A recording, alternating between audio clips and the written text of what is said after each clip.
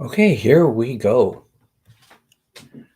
2 times in one day, we're back here to continue where we left off, which is in two different places. First, in the first half of the earlier scene today, I completed my refactoring of the database side, and that allowed me to get back to a functioning app where we were a couple of days ago. That was great that Mary popped in, and the rest of the session we did more sort of a design branding exercise of what are the key things that we're looking for ourselves, what we value more or less. We want it to be fun, we want it to be simple, those kinds of things, eccentric, all of that. And then as for the next steps there, in terms of what we would do for tomorrow's session, Mary said that she wanted to get her hands on what has been built thus far. And I had not even thought about sharing the app as yet.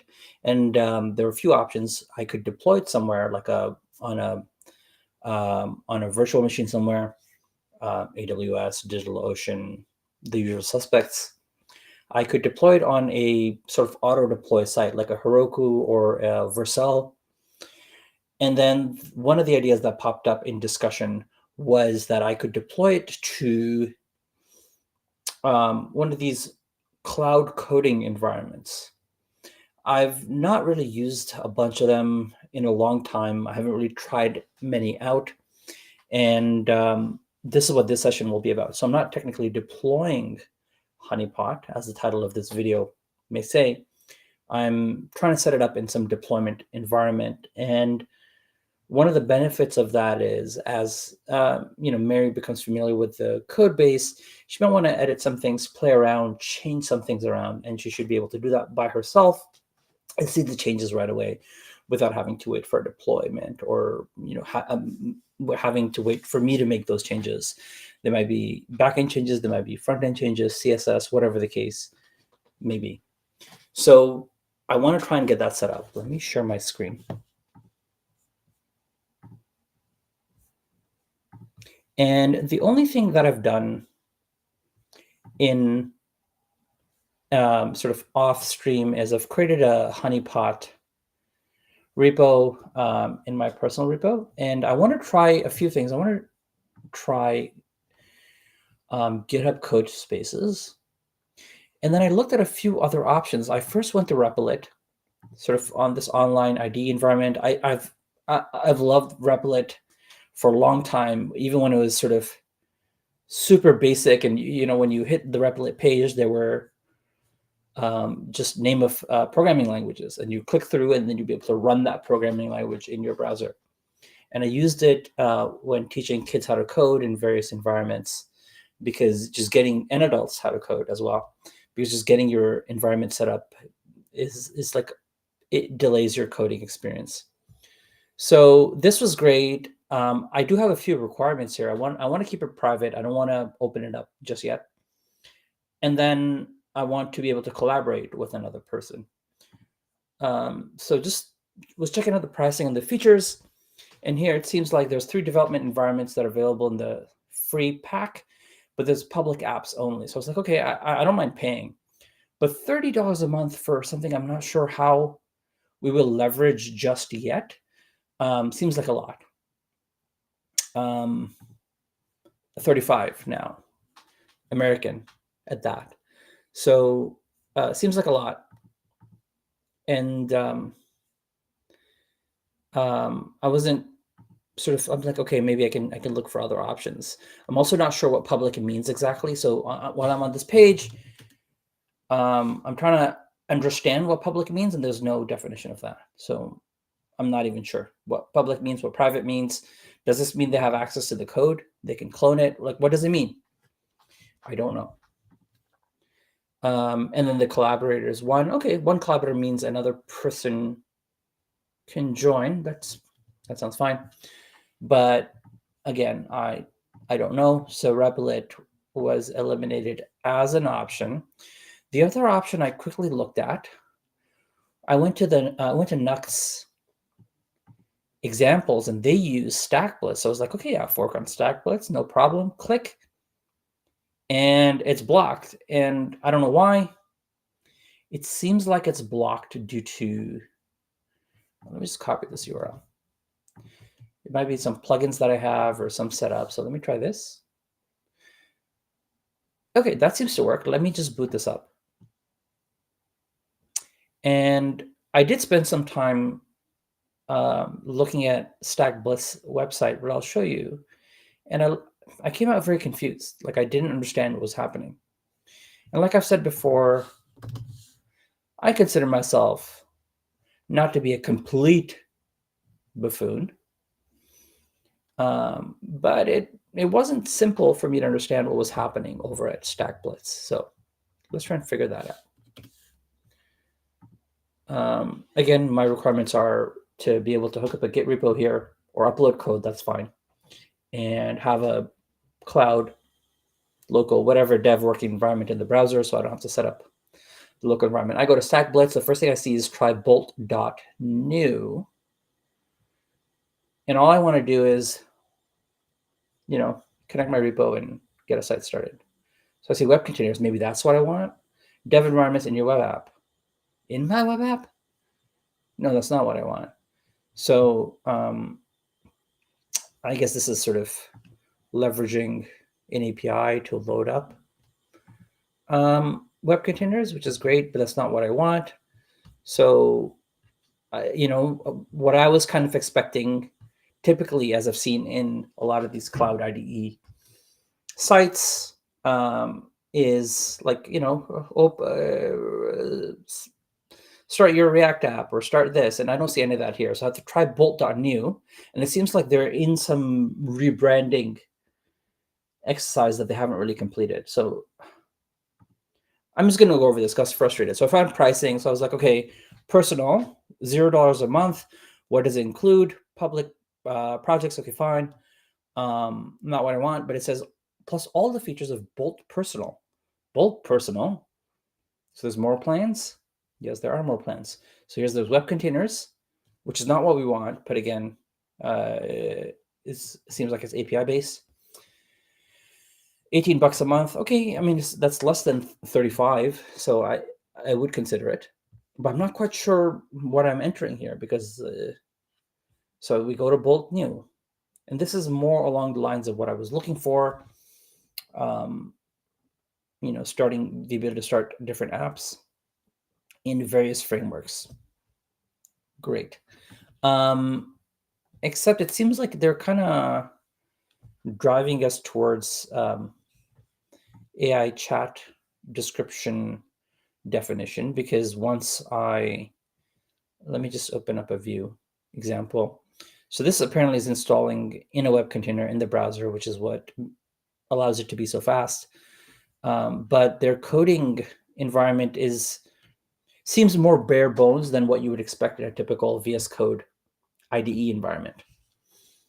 And I assume that is because they want to drive us to use this. And I don't really want that. That's not what I'm looking for.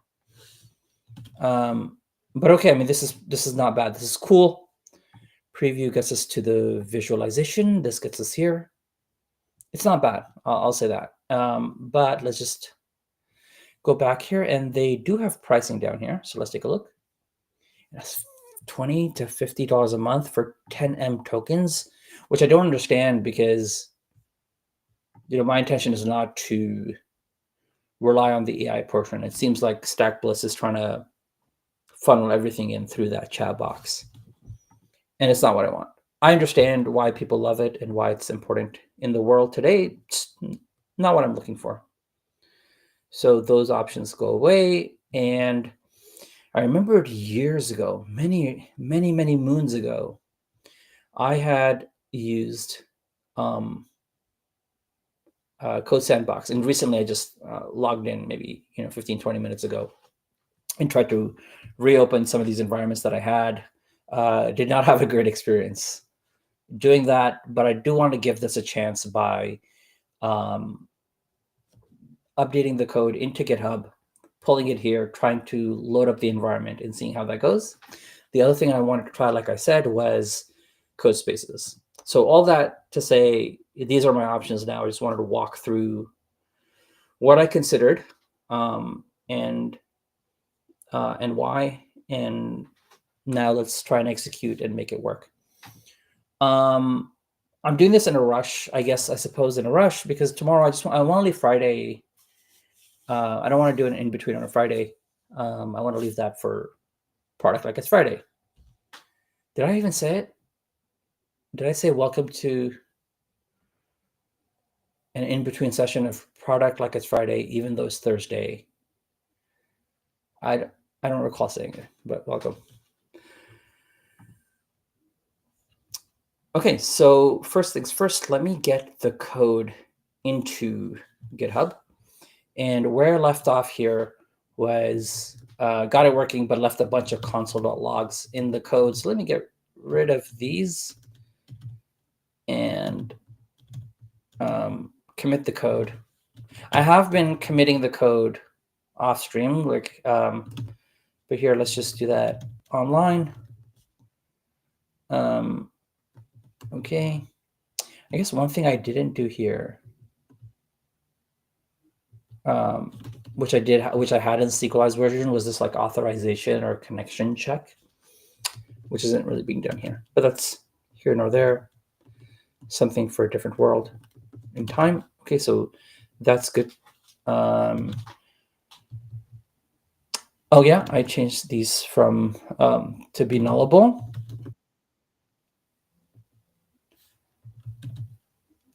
Let's see. Yep. And then just a bit. Okay, yeah, I mean, this is a wholesale change, so I'm not going to review that. Deleted. This is also a wholesale change. Deleted. And here, I mean, effectively a wholesale change, right? We went from SQLized to Keasley. So let's get that committed. Finishing the conversion from SQLized to Keasley. Yeah, I'm just going to commit everything, and I have a clean commit. And then let me do this so I can push this code, and it should be available in GitHub. Fantastic. So maybe since I'm here, I might as well start off by trying to run a code space with this repo and seeing how it goes. All right. US East Shore, 2 core. I mean, that should be fine. Create code space, and good luck to us. I think just in order to save time, I'm going to, let's see. I'm just thinking not out loud, but I'm like, should I start up the code sandbox one as well? So welcome, it says. This is just my README page. For a second, I thought this was like it started the app and this was the landing page or something. Okay, I haven't touched anything, and without any indication, it has started to detect Node.js 16 point. So locally, I was using 20. So I'm not sure how this will go, and I'm not sure how or where it's detected the version of Node, because it does not seem like I've specified that here, and it seems to want to use Node 16. This is a file I should remove, by the way. I think there is a way to specify Node version in package.json. So let me see if I can do that.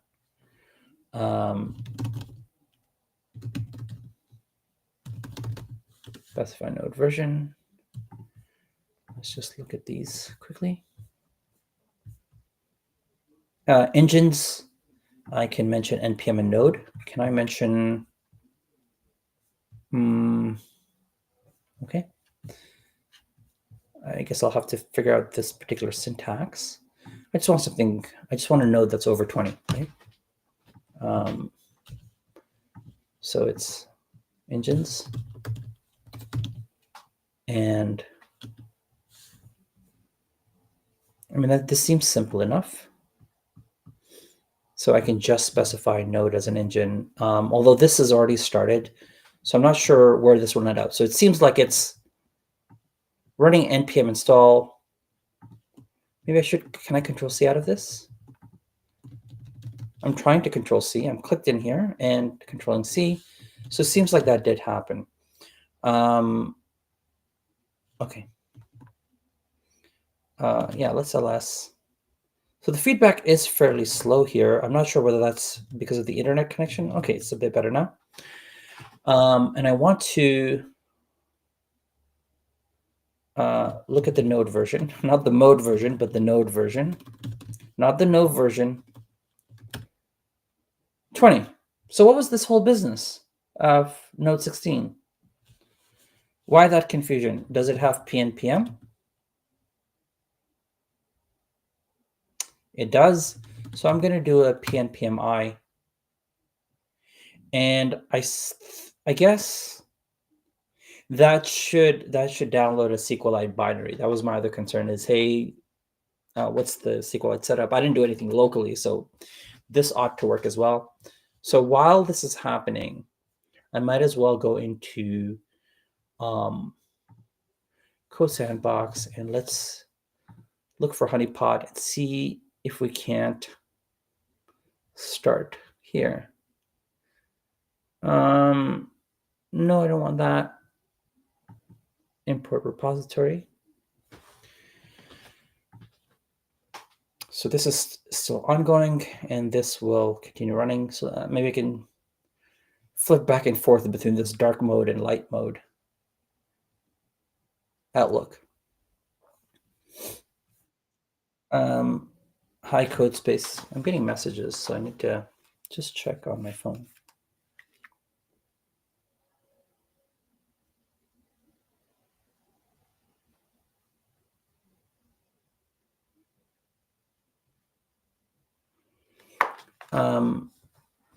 Everything is great. Okay, so this is still happening. Let's take a look here. It seems like some README file. Okay, very similar to what we had before, except I don't remember seeing object. I see a 1 here running preview 1. Select the environment your repository runs on. Universal template to support common languages. Set up my own development container. Configure your environment using the setup wizard. This seems like a trap, honestly, because I don't know what happens when I select this or this, and I don't know whether I can go back.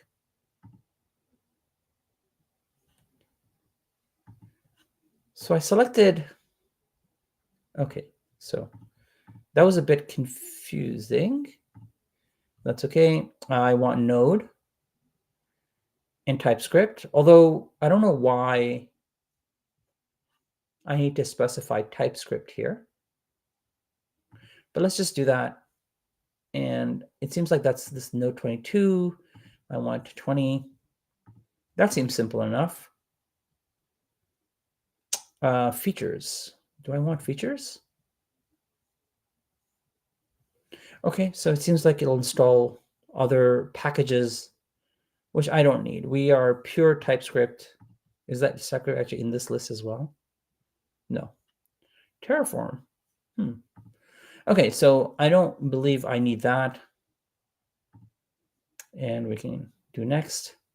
Yes, absolutely. These tasks execute on launch and restart. So I can add, remove commands, development tasks. Perfect. That's amazing. I don't know if naturally PNPM is default or if they detected PNPM. Environment variables. I do need one environment variable, but I guess I'm comfortable just setting it up here, right? I need to set up SQLite path. But right now, I don't know enough here. Like, what happens when I click here? I'm not actually familiar with what's it called? VS Code. I'm not that familiar with VS Code. Can I just copy this? Project workspace. So I'm okay to try and add SQLite path, and that should be workspace ls development.db. So hopefully that's good enough. And if it isn't, I'll just create my .m file.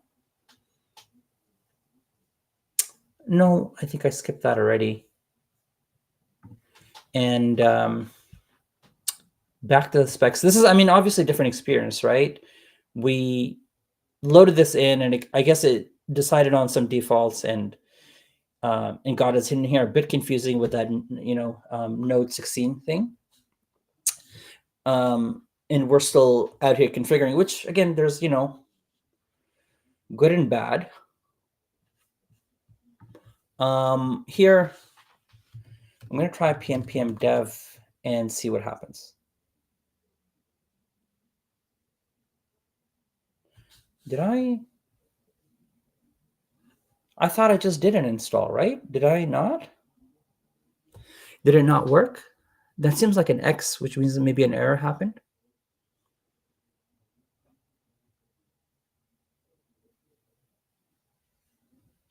Okay, so it seems like there's an extra step that we need to take here, which easily I would have ignored. And key bindings don't work, so okay. Copy paste doesn't work in this environment, and now I have just okay. That's fine. P and PM approve builds.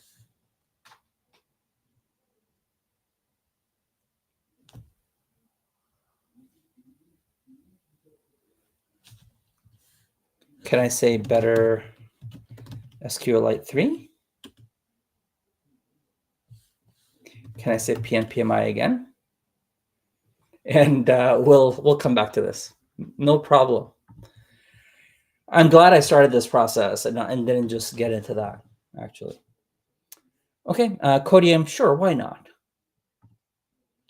And here we are, apply and restart. Good luck to us. Okay, no problem. Happy to reload. And back here, it says ignore these things.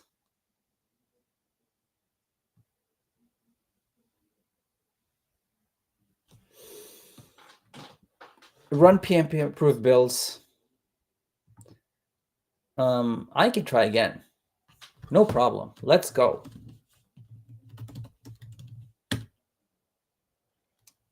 Second time's the charm. So can I press space to select these? I want all of them. To be honest, I did not think it would work the second time because nothing was different. So I'm pleasantly surprised. And I'm glad I tried. I'm glad I didn't quit. The next packages will now be built. Yes, please. So we'll let that happen. We'll come back and we'll see where we're at here. Okay, we're still not there. Use current config. I thought we did this.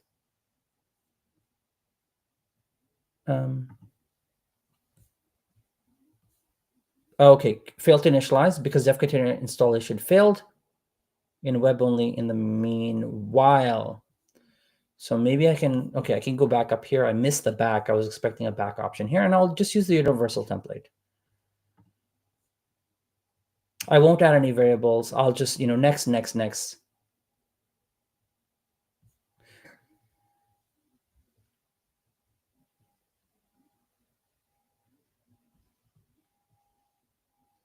I don't understand what this means. But let's go next and apply.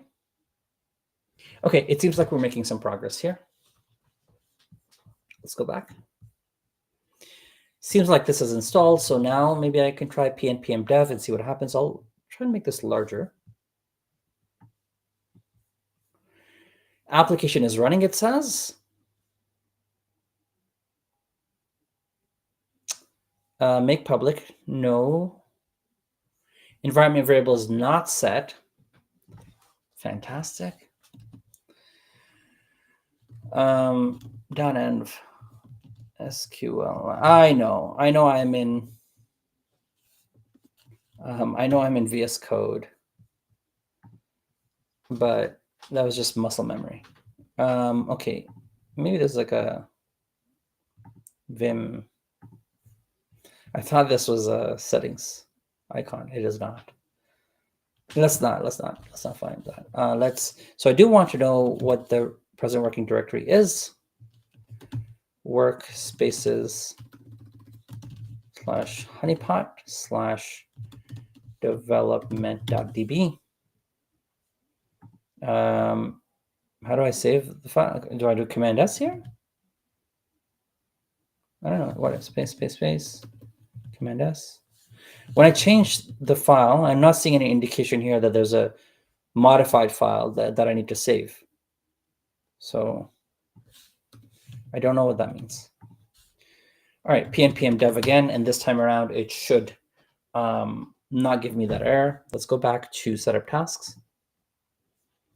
And this is starting the container, and is then we'll presumably, oh no, failed to run. Wow, we're not having a great time here. And yeah, this is not like it's not. Oh, okay, I can scroll up here.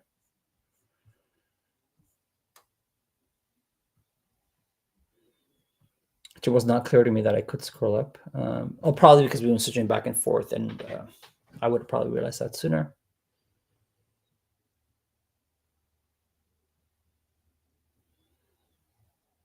If I was hoping to use local features, I don't know what this means. I'm just a guy who wants to get his very standard, simple Next app working in this environment. Maybe because it's using Node 18.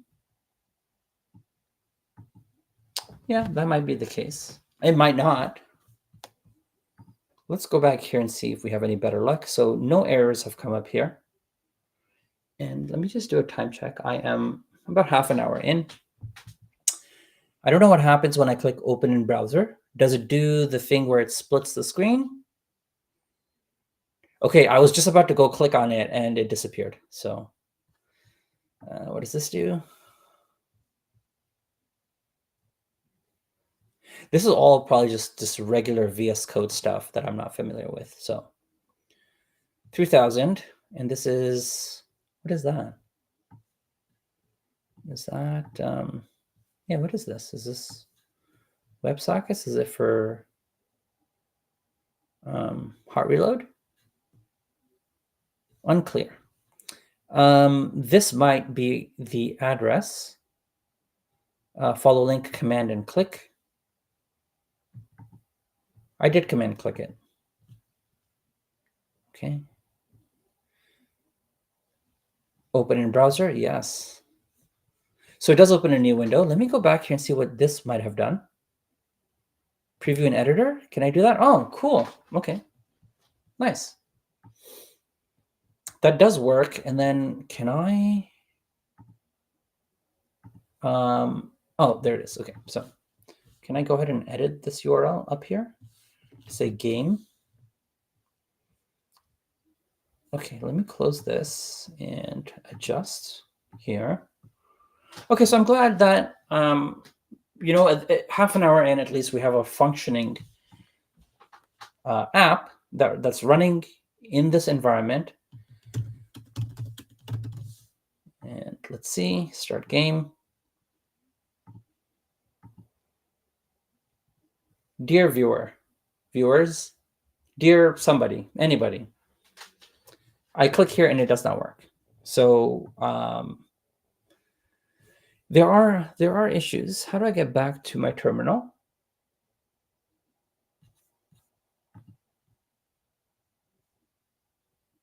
This seems like GitHub. Is this the one? Terminal. I don't want new. I want the terminal I had. View.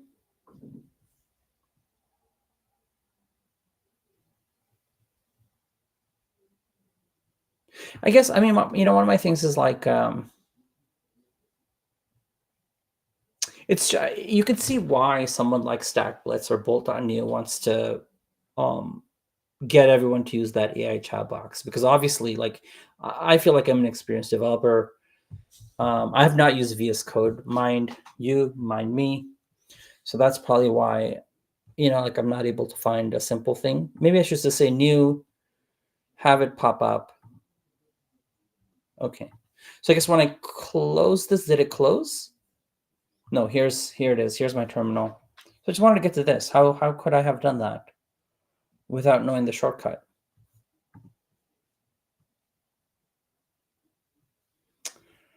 Okay, that's fine. Let's see if there's any errors. So I'm getting down to create game. So remember when I removed all those logging statements not half an hour ago? Well, I might have to add them back on to see why in this environment I'm not moving forward. It's probably it's probably a similar error, right? Oh, I know why. Sorry, I know why. It's because I haven't run my migrations. So let me pull that line out, copy it, get back, and yeah, allow. Okay, that was all me. That was all. But I think that's fine. I think that's a very natural thing to forget to do. When I started, I had it in my mind, like, oh, I need to run this line before I do anything else. And then I think the back and forth with this allow packages business distracted me enough to forget. And this is the app in a different window. I mean, I'm curious to try this kind of an interface out. It does seem super simple, which probably means, like, if I wanted my stuff, I would probably have to open just a new tab, which is fine. What happens if I refresh? Has the URL changed? Doesn't seem like that. This seems to be working. Let me close this, even though I don't know how to reopen it. And yeah, let me try and run this again. Start game. All right, we're in. Start round. Lock the answer in. I'm incorrect. I get this. Mary's up next. Mary's correct. And the winner is up next, and the winner is correct. No players left in this round. Let's finish the round. Ready to start round 2. Lock in the answer. Incorrect. Awesome winner. Lock in the answer. Let's just say correct. And we're ready to finish. And winner should have won, but I have not coded that yet. So 35 minutes in, we have a working app in this CodeSpaces environment, which I can potentially share with Mary and have it working. So I'm fairly thrilled with this process. I would have loved to have it working in this environment because I was very curious to see what that would be like. So maybe I spend 5 to 10 minutes max. I have one lead, which is the node version setup here. Although I don't know why that would cause any issues. But, we're just guessing our way around here. So, I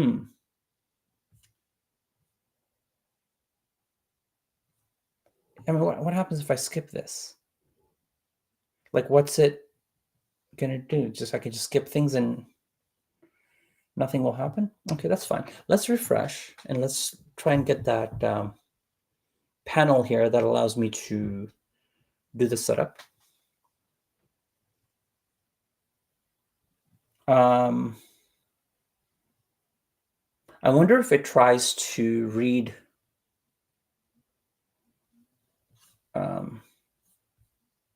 the node version from here, because I was going to try this and I ended up not doing this because turns out that GitHub's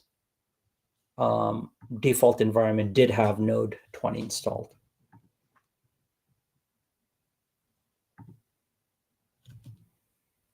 Okay. This is taking a while.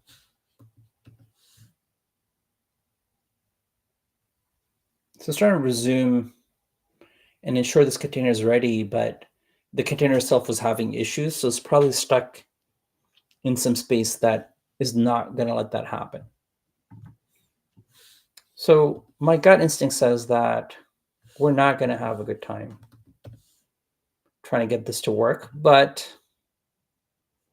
I am curious. Can I open? So I can remove the repository from. Okay, so let me do that as a first step. As a second step, let me come here and in package.json set up this here. So I want, something over 20 and under 21. I want 20, right? Let me just commit this and, well, let's just do a pnpmi to make sure that everything is functional. And then, yeah, seems like it. Well, it installs, but I guess let's just see if that's enough to get it to run, and it seems like that's the case. So let me commit saying specify node version in package. And let's push. And let's come back here and give it one more chance to maybe detect and just work magically. I mean, the other potential thing that might be happening is we don't have enough CPU or disk space or, RAM. It's unlikely. 4 gigs, come on. This should be plenty. We went to the moon, on 2 megabytes. I actually don't know. I don't know how we got to the moon. Okay. I'm just keeping an eye on here. There might be some errors that pop up unknowingly.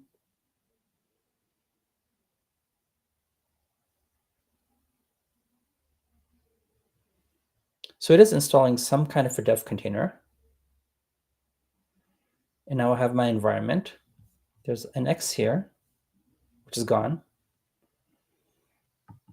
I know I did the whole thing about trying to set up my dev environment, but I guess I should just go universal here. Yes. Let's not yet set up the variable. Because like now I know the mistakes I made previously. So can I turn this on and off? I can. It did. I couldn't have done this. So what does this mean? This does nothing, by the way. So this question mark here, I guess, is read this on your own. Prevent users from changing the main branch directly. Instead, automatically start a new branch with their changes. No, I don't care.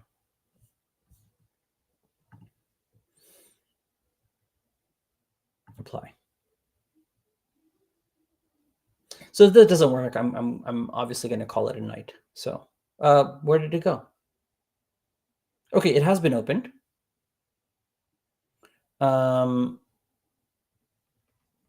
Okay, so there's a terminal looking thing here, which so I used this before. So if I click here, will it? Okay, so that just automatically gets me to this browser environment. I guess I can set it. Maybe, I don't know what that means. Unconfigured tasks, dev is running. And okay, this is, I've gone to the terminal that's running it, and I'm seeing this error, which might indicate to me what's happening. So I am actually pretty happy with this. All of these errors do not look familiar to me. So just trying to think why I'm getting render issues. The SQLite issues. Is it because maybe it's similar to the PNPM issues that we had before? Although I pressed Control C and it went away. So let's try and get this here. I thought I might have seen the extra ones here. It's already active. Let's just terminate that task. And then let's do PNPMI. Let's Okay, that ran without any issues. Let me have a .env file. Yeah, I know what I did again. SQLite path equals, and I forgot. So now I can project/workspace. Now I guess I can load up that file here.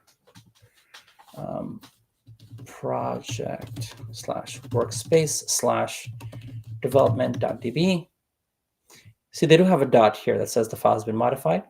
I press Command S, and it's gone. And if I press space here, yeah, I mean these are very common things, but for some reason GitHub did not have them, or I didn't notice it. One or the other. Okay, so PNPMI worked allegedly. I have my SQLite path. Let me copy this and run this. Yes, allow paste. That is so we're making progress here, and I'm liking this environment slightly more than GitHub, but let's see if we can actually get it functioning. And here, I mean, this, I'm not sure what's happening here. Maybe this is internal stuff that it needs. And then I'm not sure, like, should I come here and press play here?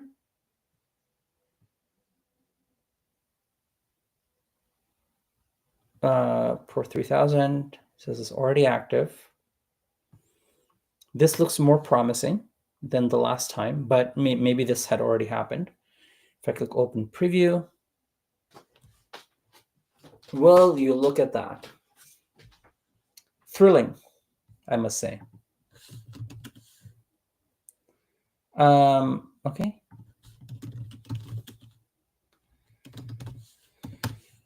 You guys know the spiel. Ah, okay, we're here. Round one. Okay, incorrect, you're out.